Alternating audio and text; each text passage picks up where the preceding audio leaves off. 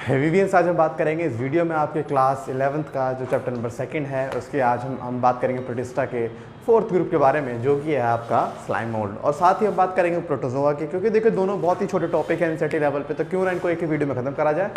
सो चलिए दोस्तों ज़्यादा देर ना करते शुरू करते हैं।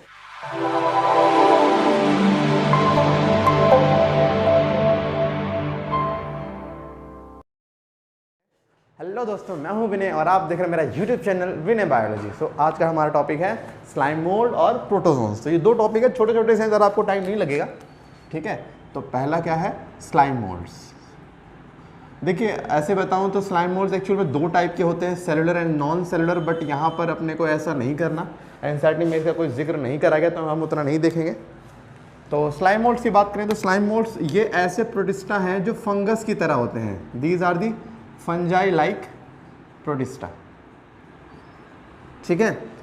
दे आर सैप्रोफिटिक, आई मीन ये डेड डिगिंग मैटर पे ग्रो करते हैं। जो डेड डिगिंग मैटर पे, जैसे मान लो प्लांट की लीफ जो है ना गिर गई, आई मीन फॉलन लीफ हो गई, तो ये बेसिकली डेड पार्ट्स के ऊपर ग्रो करते हैं। दैट्स व्हाई हम क्या बोलते हैं, दे आर सैप्रोफिटिक। और साथ ही हम बात करें तो ये सिंगल सिंगल रहा करते हैं, माने ये सिंगल सिंगल अलग अलग रहा करते हैं, बट ड्यूरिंग फेवरेबल कंडीशन, जब कंडीशन अच्छी होती है तो ऐसा होता है, जैसे मान लीजिए ये स्लाइम मोल्ड हो गए, ये स्लाइम मोल्ड सिंगल सिंगल रह रहे थे अकेले अकेले, और जैसे होता है ना कि फैमिली की गेट टुगेदरिंग होती है किसी एक ओकेजन पे, एक स्पेशल ओकेजन पे, सेम ऐसा ही हो रहा है। ये सारे स्लाइम मोल्ड सेपरेट रह रहे हैं, लेकिन during favourable condition they will make a aggregation. क्या बनाएंगे, ये एक एग्रीगेशन बनाएंगे, और एग्रीगेशन से यहाँ पर एक स्ट्रक्चर बनेगा, and this structure having multiple slime mold is known as, this structure is known as plasmodium। एक बात और ध्यान देना, ये जितने भी स्लाइम मोल्ड थे, इन स्लाइम मोल्ड की वेजिटेटिव फेस, इन स्लाइम मोल्ड की वेजिटेटिव फेस में आपको कोई सेल वॉल नहीं मिलती। वेजिटेटिव फेज वो फेज होती है जिस फेज में सिंपली देखो, लाइफ में दो फेज होती हैं, एक ग्रोइंग फेज, एक होती है रिप्रोडक्टिव फेज। मतलब जिस फेज में रिप्रोडक्शन करेगा रिप्रोडक्टिव फेज, और जिसमें नहीं करेगा वो वेजिटेटिव फेज। तो ये हम बात कर रहे हैं वेजिटेटिव फेज की, तो ये इस फेज के अंदर इनके पास सेल वॉल नहीं पाई जाती। बट ध्यान दीजिएगा कि सारे स्लाइम मोल्ड मिलकर एक एग्रीगेशन बनाते हैं जिसको बोलते हैं प्लाज्मोडियम, और प्लाज्मोडियम क्या करता है, ड्यूरिंग अनफेवरेबल कंडीशन, ये प्लाज्मोडियम क्या करेगा, यहाँ पर एक फ्रूटिंग बॉडी बनाने लग जाएगा।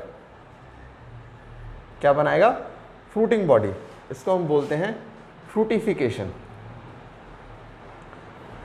Formation of fruiting body is known as fruitification. इसका मतलब स्लाइम मोल्ड पहले अलग अलग थे, इकट्ठे हो जाते हैं, एक ग्रुप बनाते हैं, मल्टीसेलुलर, जिसको बोलते हैं प्लाज्मोडियम।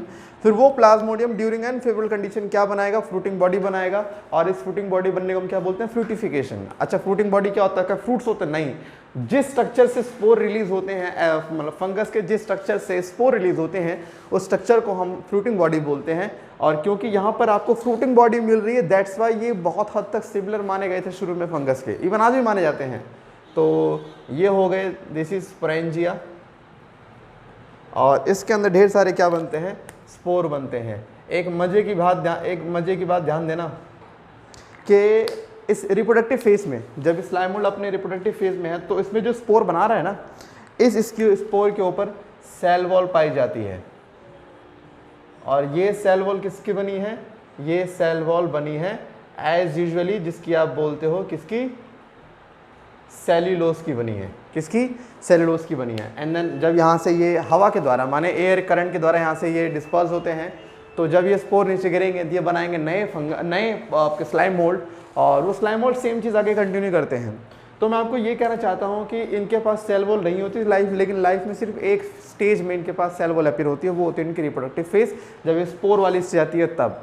तो कहीं ना कहीं ऐसा क्या माना जाता है कि इनके वेजिटेटिव फेज में सेल वॉल नहीं है, तो ये एक एनिमल का फीचर माना गया, ध्यान से देखिएगा। और इनके पास सेल वॉल मिली कब, at the time of reproductive phase, तो ये प्लांट का फीचर माना गया, ठीक है। तो कहीं ना कहीं इनका जो सेल वॉल वाला फीचर है वो कहीं ना कहीं प्लांट से मैच कर रहा है। अब ऐसा नहीं कि सेल वॉल इनकी पूरी लाइफ में होती है, सिर्फ एक ही समय आती है इनके पास सेल वॉल। तो ध्यान दीजिएगा कि ये सारे स्लाइम मोल्ड सिंगल सिंगल है, फिर इकट्ठे होते हैं, जब बनाते हैं प्लाज्मोडियम, फिर इससे बनती है फ्रूटिंग बॉडी, फ्रूटिंग बॉडी वो स्ट्रक्चर जिससे स्पोर बनते हो, एंड देन फ्रूटिंग बॉडी में स्पोर बनते हैं ढेर सारे, और वो स्पोर बाहर रिलीज होते हैं, गिरते हैं और वो बनाते हैं नए स्लाइम मोल्ड्स। ठीक है, सो ये आपका एक ओवरऑल आपको एक मैं डेटा दे रहा हूँ जो एनसीईआरटी ने आपको दिया हुआ है। स्लाइम मोल्ड में सिर्फ इतना ही था।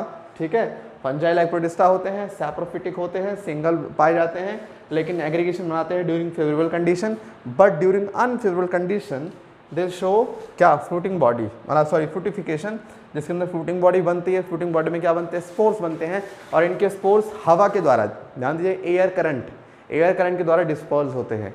ठीक है, तो यहाँ पे ये हो गया आपका स्लाइम मोल्ड। अब अगली बात करते हैं तुम्हारे प्रोटोजोन्स की।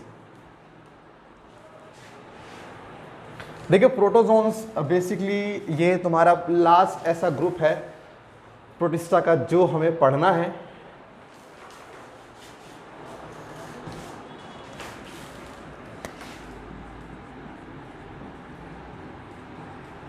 प्रोटोजोन्स एक्चुअल में इसके 4 अलग अलग ग्रुप बनाए गए हैं। एक है अमीबॉइड प्रोटोजोन्स, एक है सीलिएटेड प्रोटोजोन्स, एक है फ्लैजिलेटेड प्रोटोजोन्स, और एक है स्पोरोजोन्स। ये 4 टाइप के तुम्हारे क्या होते हैं, प्रोटोजोआ होते हैं। और protozoans these are the animal like protist, ये एनिमल की तरह मैच करते हैं, इनके पास कोई सेल वगैरह नहीं पाई जाती। बात करते हैं पहले अमीबॉइड प्रोटोजोन्स। ऐसे प्रोटोजोन्स जो अमीबा की तरह होते हैं उनको हम क्या बोलते हैं, अमीबॉइड, बिल्कुल अमीबा की तरह होते हैं। मतलब फ्रेश वाटर में इनका ये, इनकी बात करें हैबिटेट की, फ्रेश वाटर में रहा करते हैं। इसमें से कुछ होते पैरासिटिक, एक आपने सुना होगा एंटमीबा हिस्टोलिटिका, वो पैरासिटिक अमीबॉइड प्रोटोजोन्स है। तो बेसिकली जितने भी प्रोटोजोआ जो अमीबा की तरह दिखते हैं वो सारे इसके अंदर आते हैं। सीलिएटेड, जिन प्रोटोजोआ के पास सीलिया पाए जाते हैं उसमें किस में आते हैं, सीलिएटेड के अंदर। एग्जाम्पल आपने पढ़ा है एनसीईआरटी में लिखा हुआ है paramecium. Flagellated protozoans having flagella on their body is known as flagellated protozoans. Example is trypanosoma, and this causes sleeping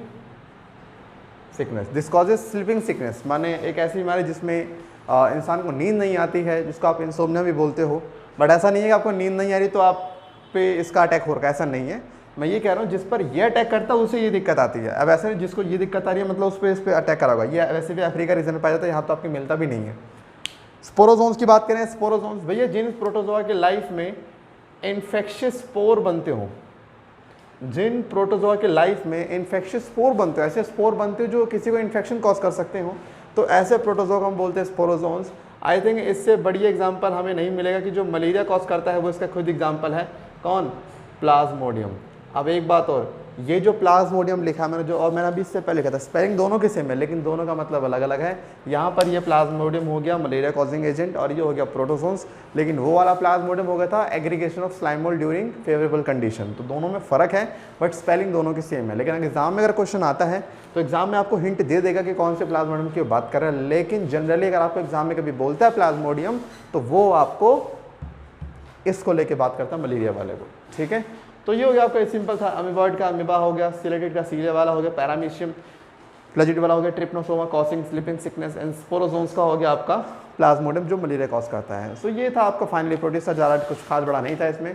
उम्मीद करता हूँ आपको आज की वीडियो पसंद आई होगा, और अगर आई है तो बिना लाइक कर जाने का मतलब बनता ही नहीं। और अगर दोस्तों आप हमसे अभी तक इंस्टाग्राम और अभी पर नहीं जुड़े हैं तो जाइए इंस्टाग्राम पर विनय बायोलॉजी लिखिए, विनय बायोलॉजी 11 लिखिए, और आप फेसबुक पे जाइए वहाँ भी बायोलॉजी लिखिए, आपको जो है हमारे वहाँ दर्शन हो जाएंगे। तो चलिए दोस्तों आज के बस इतना ही, फिर मिलते हैं नेक्स्ट वीडियो में नए टॉपिक के साथ। जब तक के लिए सतर्क रहें, सावधान रहें, देखते रहें विनय बायोलॉजी। टाटा बाय बाय, शाबाश।